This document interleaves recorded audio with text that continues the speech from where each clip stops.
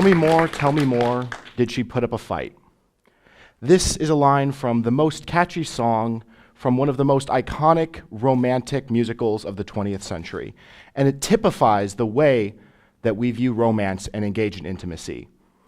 But asking if someone put up a fight in a non-pejorative way seems to exemplify that there's a problem with the way that we structure power. And it creates situations that can be funny, but I'm not really interested in the situations that are funny. I'm more interested in the situations that are dangerous.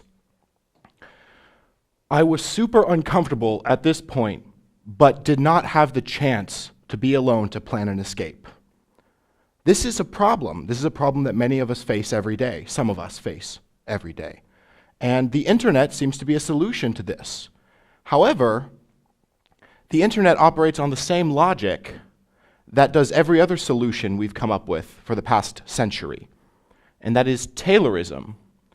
As long as there's more technology, then the problem goes away. But as you can see from this arc is from a vinyl record or a CD.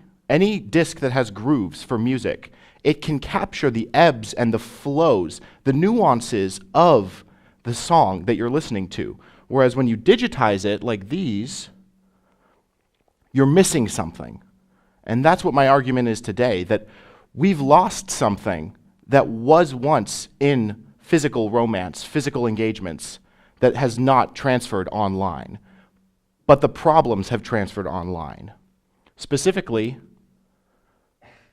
we've truncated experience.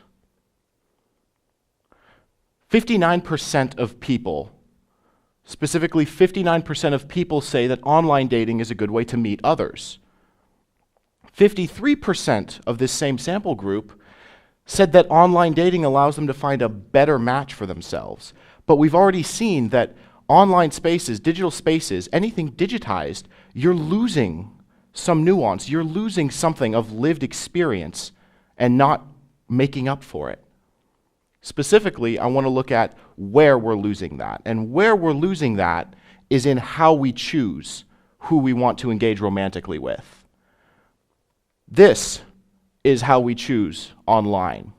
Isn't that romantic?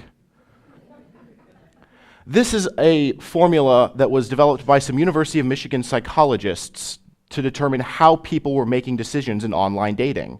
And it's something called disqualifier method, where there will be certain things that pop up, and that's a no.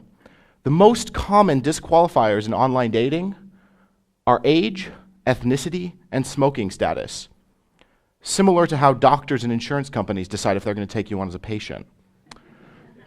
Now, this might seem cute, funny, innocuous, but in ethnicity, the two most common groups that have the most trouble with online dating are Asian men and African American women.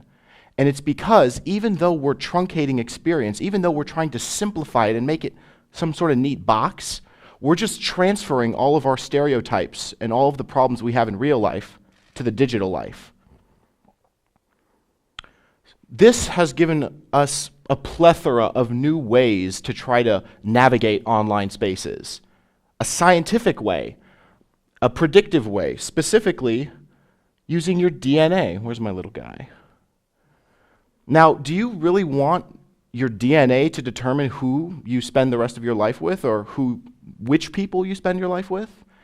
That sort of determinism is constraining and stifling to what romance and intimacy is supposed to be. It's supposed to be freeing. It's supposed to be liberating. It's supposed to be how we can experience and exert agency in life. And that's gone. So this has brought us to a dilemma that we're stuck in this space where we no longer can experience human connection, and we no longer can experience agency of the other person, and we're forced to just stare at these screens and simply look at these different data points that don't represent the whole person. And we've traded dating for data collection, and we've traded what was liberating and what was exciting and experiential about romance, and we've turned it into the same sort of way that we gamble. Jeanette Purvis, in her dissertation, describes Tinder as using a variable ratio reward system, which is exactly how slot machines operate, and it's exactly how you train animals to peck at a wall, how you train rats to run through a maze. Is that really how we want to experience romance? Running through a maze, pecking at a wall? And like the platform I've been speaking of so much tonight, Tinder, I will have no time for further questions. Thank you.